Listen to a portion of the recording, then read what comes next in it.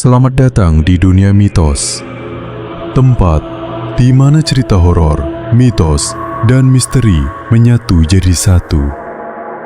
Belum subscribe? Yuk tekan tombol subscribe dan nyalain loncengnya, biar kamu gak ketinggalan cerita horor selanjutnya. Terima kasih buat kamu yang udah subscribe. Dukunganmu bikin dunia mitos terus hidup. Atau mungkin gak pernah mati. Siap merinding? Yuk mulai kisahnya. Langit sore di sebuah desa di pinggiran Solo berwarna jingga pekat, menyoroti atap-atap genteng tanah liat yang sudah berlumut. Disinilah Bima dan Rina memulai babak baru hidup mereka. Sebuah rumah joglo tua, warisan dari eyang buyut Bima yang sudah puluhan tahun kosong, kini menjadi milik mereka. Rumah itu megah pada zamannya. Pilar-pilar kayu jati berukir rumit menopang atap yang menjulang, dan halaman luasnya ditumbuhi pohon sawo yang rindang. "Aku tidak percaya kita benar-benar akan tinggal di sini, Mas," bisik Rina, matanya berbinar menatap detail ukiran di gebyok pintu utama. "Ini seperti mimpi." Bima merangkul pundak istrinya. "Mimpi atau bukan, ini rumah kita sekarang, sayang. Jauh dari bisingnya Jakarta, jauh dari polusi. Hanya kita dan suara jangkrik." Mereka menghabiskan minggu pertama dengan membersihkan. Debu setebal kain beludru menyelimuti setiap permukaan. Sarang laba-laba menggantung seperti tirai-tirai hantu. Bagian yang paling menantang adalah gudang di bagian belakang rumah, sebuah ruangan pengap yang terkunci dengan gembok berkarat. Setelah bersusah payah, gembok itu akhirnya terbuka dengan bunyi derit yang memilukan. Udara di dalamnya terasa berat dan beraroma aneh, campuran kayu lapuk, kapur barus yang menguap, dan sesuatu yang lain. Sesuatu yang manis namun memuakan seperti bunga melati yang mulai membusuk.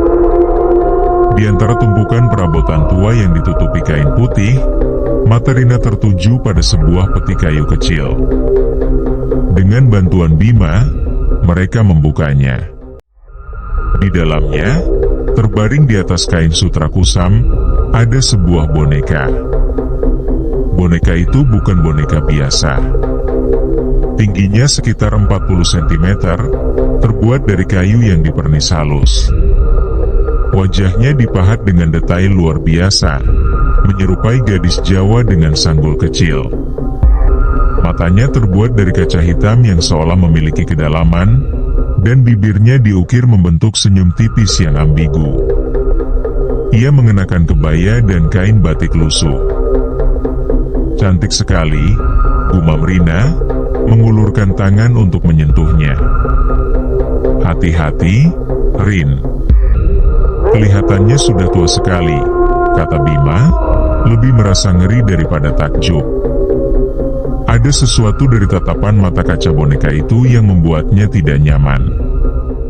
Rina mengangkat boneka itu dengan lembut. "Lihat, Mas. Dia seperti punya nama. Siapa ya kira-kira namamu?" Rina membersihkan debu dari wajah boneka itu dan meletakkannya di meja rias di kamar mereka. "Kita pajang di sini, ya.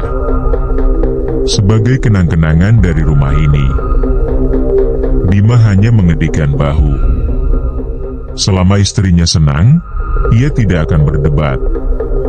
Malam itu, mereka tidur lelap, lelah setelah seharian bekerja, tidak menyadari bahwa senyum di bibir boneka kayu itu kini tampak sedikit lebih lebar di bawah cahaya rembulan. Keanehan dimulai secara perlahan, begitu halus hingga mudah untuk diabaikan.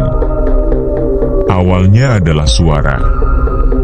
Di tengah keheningan malam pedesaan yang hanya diisi oleh koor serangga, Rina mulai mendengar suara lain. Suara lirih seperti tembang Jawa kuno, sebuah kidung yang dinyanyikan oleh suara anak perempuan. Suaranya sangat samar, seolah terbawa angin dari kejauhan. Mas, kamu dengar itu? Rina membangunkan Bima pada suatu malam. Bima mengucek matanya. Dengar apa? Suara tonggeret? Bukan. Seperti ada yang menyanyi. Bima mendengarkan dengan saksama. Tidak ada apa-apa, Rin. Mungkin cuma perasaanmu saja.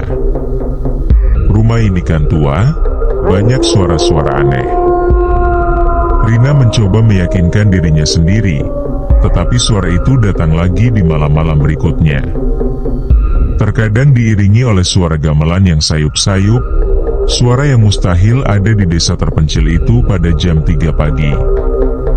Lalu, boneka itu mulai berpindah.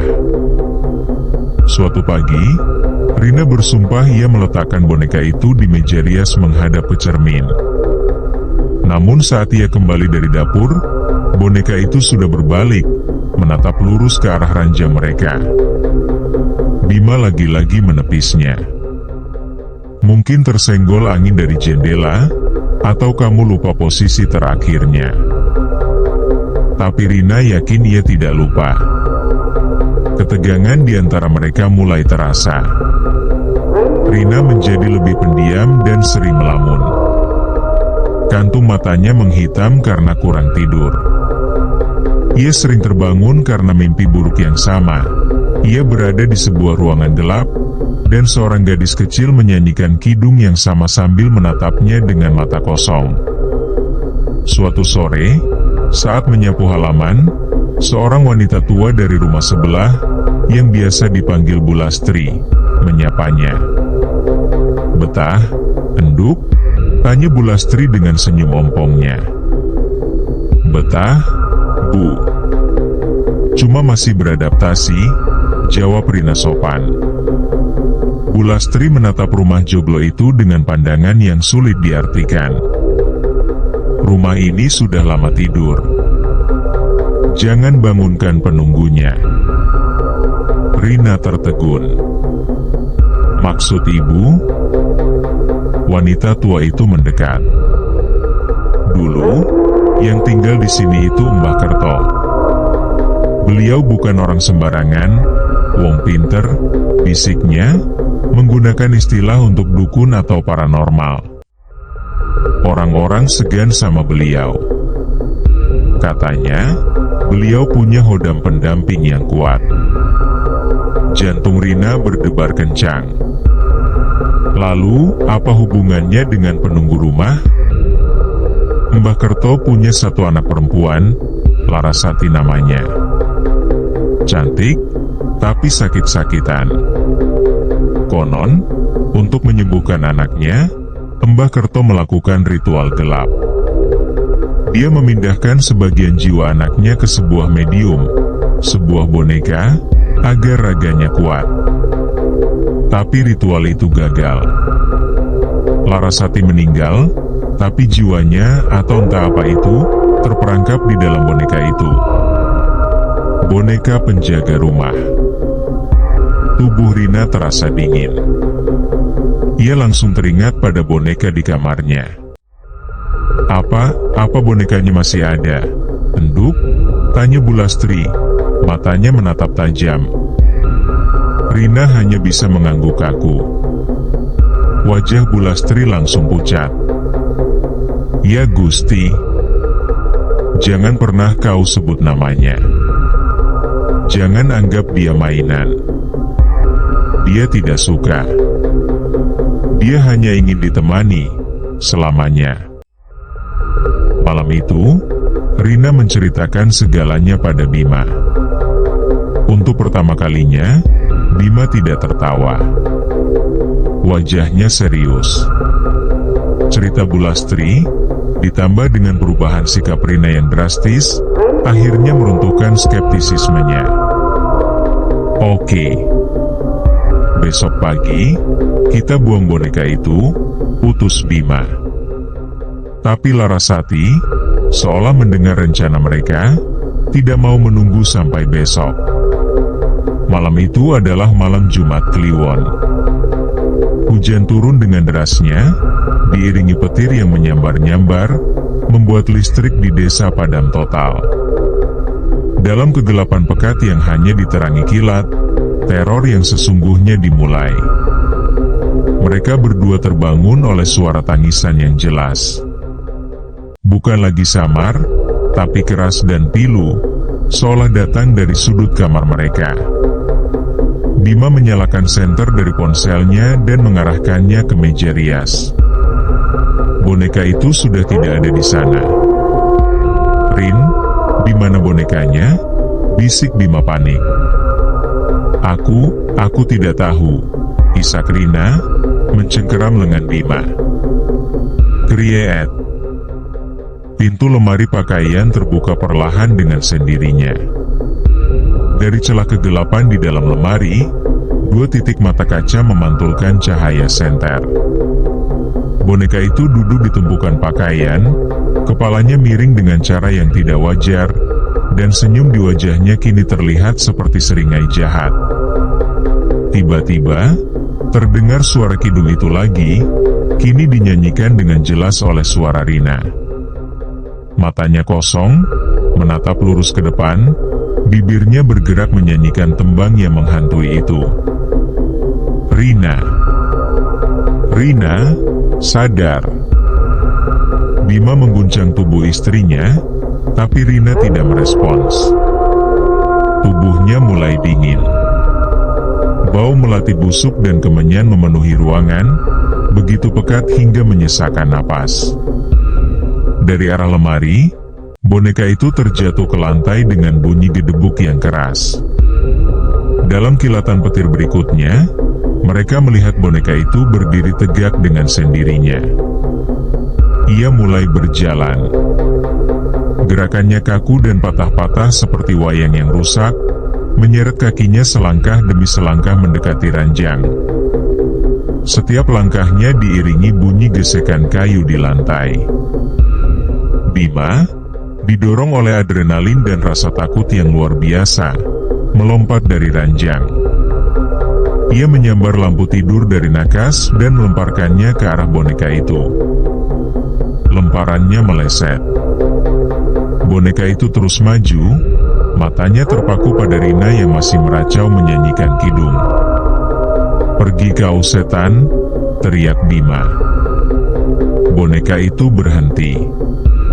Kepalanya berputar 180 derajat menghadap Bima, sementara tubuhnya tetap menghadap Rina. Seringainya melebar, memperlihatkan deretan gigi yang tidak seharusnya ada, diukir tajam di dalam mulut kayunya. Sebuah tawa melengking, tawa anak kecil yang mengerikan, menggema di seluruh ruangan, seolah datang dari segala arah sekaligus. Pintu kamar terbanting menutup, jendela bergetar hebat. Bima merasa ada kekuatan tak kasat mata yang mencekiknya, mendorongnya ke dinding. Ia melihat boneka itu mulai memanjat ke atas ranjang, merangkak perlahan menuju Rina yang tak berdaya. Ia tahu apa yang diinginkan makhluk itu. Ia tidak hanya ingin ditemani. Ia ingin tubuh Rina. Dengan sisa tenaganya, Bima meraih ponselnya dan mencari kontak satu-satunya orang yang mungkin bisa menolong, Pak Ustadz Arif, seorang pemuka agama yang juga dikenal sebagai orang pintar di kota kecamatan, yang nomornya ia dapat dari Bu Lastri untuk berjaga-jaga. Sambungan telepon berdering beberapa kali sebelum diangkat. Dengan napas tersengal, Bima menceritakan semuanya. Suara tenang Ustadz Arif di seberang telepon memberinya sedikit kekuatan. "Jangan tinggalkan istrimu, nak. Jangan putus berzikir. Kunci pintu kamar dari dalam jika bisa. Aku akan segera ke sana." Bima berhasil mendorong meja untuk mengganjal pintu. Ia duduk di samping Rina, memeluknya erat, dan mulai melantunkan ayat-ayat suci yang ia hafal dengan suara bergetar. Di lantai, boneka Larasati hanya diam menatap mereka, seolah menunggu. Tawa dan tangisan sudah berhenti, digantikan oleh keheningan yang jauh lebih menakutkan. 1 jam terasa seperti selamanya. Akhirnya, terdengar gedoran keras di pintu depan dan panggilan nama Bima. Itu Ustadz Arif. Bima bergegas membuka pintu. Ustadz Arif, seorang pria parubaya berwajah teduh, datang bersama 2 orang santrinya. Tanpa banyak bicara, beliau langsung masuk ke kamar. Astagfirullahaladzim, desis Ustadz Arif saat melihat boneka itu dan merasakan hawa berat di dalam ruangan. Energinya sangat kuat dan tua. Ini bukan arwah anak kecil biasa, ini hodam yang diikat dengan perjanjian darah. Ustadz Arif meminta Bima untuk membawa Rina keluar dari kamar.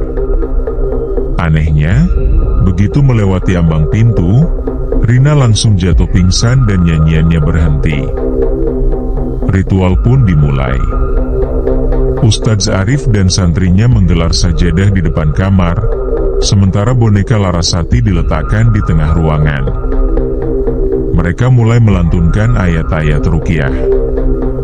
Saat lantunan ayat suci menggema, rumah itu seolah memberontak. Angin kencang mendobrak masuk entah dari mana, memadamkan lilin-lilin yang mereka nyalakan. Pintu-pintu di seluruh rumah membuka dan menutup dengan keras. Suara jeritan melengking kembali terdengar, kali ini penuh amarah dan kesakitan, seolah berasal dari dalam boneka itu sendiri. Bima, yang memegangi Rina di ruang tengah, hanya bisa memejamkan mata dan berdoa. Ia bisa merasakan getaran di lantai kayu di bawahnya. Di dalam kamar, Ustadz Arif terus memimpin doa. Boneka Larasati mulai bergetar hebat di lantai. Asap hitam tipis berbau hangus mulai keluar dari mata dan mulutnya. Tiba-tiba, boneka itu terangkat ke udara, melayang sekitar 1 meter, sebelum akhirnya terhempas kembali ke lantai dengan keras. Lalu, sunyi. Keheningan total yang tiba-tiba terasa memekakan telinga. Angin berhenti. Pintu-pintu diam. Bau melati dan kemenyan lenyap, digantikan bau debu biasa. Ustadz Arif keluar dari kamar dengan napas terengah, wajahnya basah oleh keringat. Ustadz Arif keluar dari kamar dengan napas terengah, wajahnya basah oleh keringat. Sudah selesai, katanya. Ikatannya sudah putus. Makhluk itu sudah diusir. Tapi energinya akan selalu membekas di benda itu. Beliau menunjuk boneka yang kini tergeletak tak berdaya. Retakan halus muncul di wajah kayunya. Senyumnya kini terlihat kosong dan menyedihkan. Apa yang harus kami lakukan padanya, Pak? Tanya Bima. Bakar atau hanyutkan di sungai besar dengan doa-doa tertentu, jawab Ustadz Arif. Dan saranku, nak tinggalkan rumah ini. Ada luka di sini yang tidak akan pernah bisa sembuh. 2 hari kemudian, sebuah mobil pickup terparkir di halaman rumah joglo itu. Bima dan Rina mengangkut barang-barang mereka yang tidak seberapa. Mereka tidak membawa satupun perabotan dari rumah itu. Rina, meskipun masih pucat dan trauma, sudah sadar sepenuhnya. Ia tidak pernah lagi menoleh ke arah kamar mereka. Sebelum pergi, Bima melaksanakan petunjuk Ustadz Arif. Ia membawa boneka Larasati yang sudah dibungkus kain kafan ke tepi sungai Bengawan Solo. Dengan tangan gemetar, ia menyiramkan bensin dan menyulutnya dengan api. Api berkobar dengan cepat, melahap kayu tua itu. Untuk sesaat, di tengah kobaran api, Bima bersumpah melihat wajah boneka itu seolah menangis, dan ia mendengar satu bisikan terakhir yang terbawa angin. Bisikan suara anak perempuan yang berkata, "Jangan tinggalkan aku." Bima tidak menoleh lagi. Ia kembali ke mobil di mana Rina menunggunya, dan mereka pergi menjauh dari desa itu, meninggalkan rumah joglo yang kembali kosong, kembali tertidur dalam keheningan. Mereka tidak pernah kembali. Namun, terkadang, di tengah malam buta, ketika Bima terbangun dari mimpi buruknya, ia masih bisa mendengar sayup-sayup suara kidung Jawa kuno, sebuah pengingat abadi akan teror yang pernah mereka alami. Pengingat akan Larasati, boneka dari sang dukun yang tidak pernah benar-benar ingin sendirian. 6 bulan telah berlalu. Bima dan Rina telah pindah ke sebuah rumah kontrakan sederhana di pinggiran kota Semarang. Dindingnya bercat putih bersih, perabotannya modern dan minimalis, dan tidak ada loteng berdebu atau pilar kayu berukir yang menyimpan kenangan buruk. Mereka berusaha keras untuk menimbun trauma di bawah lapisan normalitas. Bima kembali bekerja, Rina mulai mengikuti kursus memasak. Mereka tidak pernah lagi membicarakan rumah joglo itu, atau tentang boneka bernama Larasati. Seolah-olah dengan tidak menyebutnya, mereka bisa menghapus keberadaannya. Namun, api tidak selalu memusnahkan. Terkadang, ia hanya melepaskan. Rina adalah yang pertama merasakannya. Awalnya hanya mimpi buruk, yang menurut terapisnya adalah gejala PTSD yang wajar. Tapi mimpi-mimpi ini berbeda. Ia tidak lagi bermimpi tentang kamar gelap atau boneka yang berjalan. Ia bermimpi berada di dasar sungai yang kelam. Airnya dingin dan berlumpur, menekan dadanya hingga sesak. Ia bisa merasakan ikan-ikan kecil menyenggol kulitnya, dan dari kegelapan di sekelilingnya, ia selalu mendengar bisikan yang sama, bisikan yang ia kenali dari kobaran api di tepi Bengawan Solo. Jangan tinggalkan aku. Ia sering terbangun dengan napas terengah, tubuhnya basah oleh keringat dingin seolah baru saja keluar dari air. Kemudian, bau itu kembali. Suatu malam, Bima terbangun karena Rina meracau dalam tidurnya. Saat ia duduk, hidungnya menangkap sebuah aroma. Bau anyir lumpur sungai bercampur dengan bau manis bunga melati yang telah layu. Bau yang sama persis seperti di gudang rumah tua itu. Ia memeriksa seluruh rumah, tidak ada sumbernya. Ketika ia kembali ke kamar, bau itu sudah hilang, digantikan aroma sitrus dari pengharum ruangan mereka. Hanya imajinasiku, bisiknya pada diri sendiri, mencoba menenangkan jantungnya yang berdebar. Tapi imajinasi tidak meninggalkan jejak fisik. Minggu berikutnya, Bima pulang kerja lebih awal dan menemukan Rina tertidur di sofa. TV masih menyala, menampilkan acara memasak. Bima tersenyum, hendak mematikan TV saat matanya menangkap sesuatu di lantai keramik putih di depan sofa. Sebuah jejak telapak kaki kecil, basah dan berlumpur. Bukan jejak kaki Rina atau Bima. Ukurannya seperti jejak kaki anak kecil. Jantung Bima serasa berhenti berdetak. Ia mengikuti jejak itu, yang mengarah dari pintu belakang, melewati sofa tempat Rina tidur, dan berhenti tepat di depan pintu kamar mandi. Ia membuka pintu kamar mandi dengan gemetar. Lantainya kering dan bersih. Tidak ada apa-apa. Ketika ia berbalik, jejak kaki di ruang tengah tadi juga sudah lenyap, hanya menyisakan lantai keramik yang berkilau. Malam itu, Bima tidak bisa tidur. Ia pura-pura terlelap, mengamati Rina dari sudut matanya. Sekitar jam 2 pagi, Rina bangun. Tapi caranya bangun sungguh mengerikan. Ia tidak membuka mata atau meregangkan tubuh. Ia hanya duduk tegak dengan gerakan kaku, matanya masih terpejam. Dengan gerakan seperti robot, ia turun dari ranjang dan berjalan ke sudut kamar, lalu berdiri menghadap tembok, diam tak bergerak. Bima menahan napas. Samar-samar, ia mendengar senandung. Kidung Jawa yang menghantui itu keluar dari bibir Rina dalam bisikan lirih.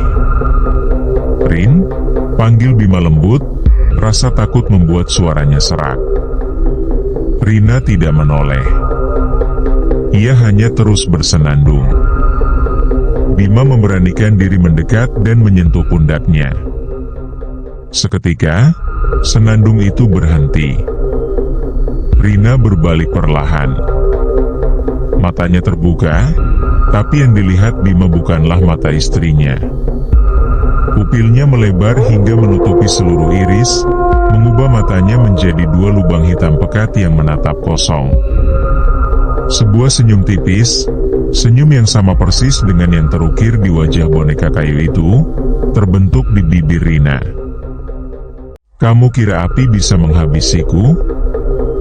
Suara yang keluar dari mulut Rina bukanlah suaranya.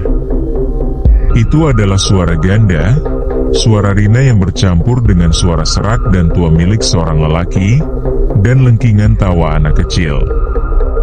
Itu suara Hodam Embah Kerto. Bima terhuyung mundur, menabrak dinding. Boneka itu hanya sangkar, lanjut suara itu dari tubuh Rina. "Kau membakar sangkarnya, dan kini aku bebas. Aku berterima kasih padamu." Sosok Rina melangkah maju. "Dulu aku hanya ingin ditemani. Tapi gadis ini, raganya hangat. Jiwanya lemah. Aku tidak butuh teman lagi. Aku sudah menemukan rumah yang baru. Rumah yang bisa berjalan, berbicara, dan merasakan." Makhluk itu mengangkat tangan Rina dan menyentuh pipi Bima. Sentuhannya terasa sedingin es. "Dan kau," desisnya, mata hitam itu menatap lurus ke dalam jiwa Bima. "Kau tidak akan bisa lari lagi. Kau tidak bisa membakar istrimu, bukan? Kau akan tinggal bersamaku, menemaniku selamanya." Sosok Rina kemudian terkulai. Ia jatuh pingsan ke pelukan Bima yang gemetar. Beberapa saat kemudian, Rina tersadar. "Mas, kenapa kita di lantai?" Tanyanya dengan suara normalnya yang lembut. Matanya kembali seperti biasa, menatap Bima dengan bingung dan khawatir melihat wajah suaminya yang pucat pasi. Bima tidak bisa menjawab. Ia hanya memeluk istrinya erat, namun pelukannya bukan lagi pelukan perlindungan. Itu adalah pelukan seorang penjaga penjara yang memeluk narapidananya, sekaligus tuannya. Ia menatap ke arah cermin di dinding kamar. Di pantulan itu, ia melihat dirinya memeluk Rina. Dan di belakang bahunya, bayangan Rina di cermin sedang tersenyum lebar, menatapnya dengan mata hitam yang penuh kemenangan. Teror itu belum berakhir. Ia baru saja dimulai. Dan kali ini, tidak ada tempat untuk lari. Saudaraku yang dirahmati Allah, kisah seram Bima, Rina, dan boneka Larasati bukanlah sekadar hiburan yang memacu adrenalin. Jika kita renungkan, ini adalah sebuah ibrah, sebuah pelajaran yang sangat dalam tentang akidah dan perlindungan. Sumber dari segala malapetaka dalam cerita itu berawal dari satu hal, perbuatan syirik. Ketika Mbah Kerto sang dukun mencoba mencari kekuatan selain dari Allah, saat itulah ia membuka pintu bagi jin dan setan untuk masuk dan menghancurkan kehidupan. Makhluk yang terperangkap dalam boneka itu, Sang Hodam, adalah bukti nyata bahwa ketika manusia berpaling dari Allah, setan akan menjadi teman yang menyesatkan. Rasa takut, cemas, dan teror yang dialami Bima dan Rina adalah gambaran dari jiwa yang mungkin jauh dari zikir dan perlindungan ilahi. Rumah mereka yang megah tak mampu melindungi, harta benda tak berdaya. Karena benteng pertahanan terkuat seorang mukmin bukanlah dinding beton, melainkan dinding tak kasat mata yang dibangun dari sholat, zikir, dan lantunan ayat suci Al-Quran. Kegelapan yang paling menakutkan bukanlah di rumah tua yang kosong, tapi di dalam hati yang kosong dari cahaya iman kepada Allah.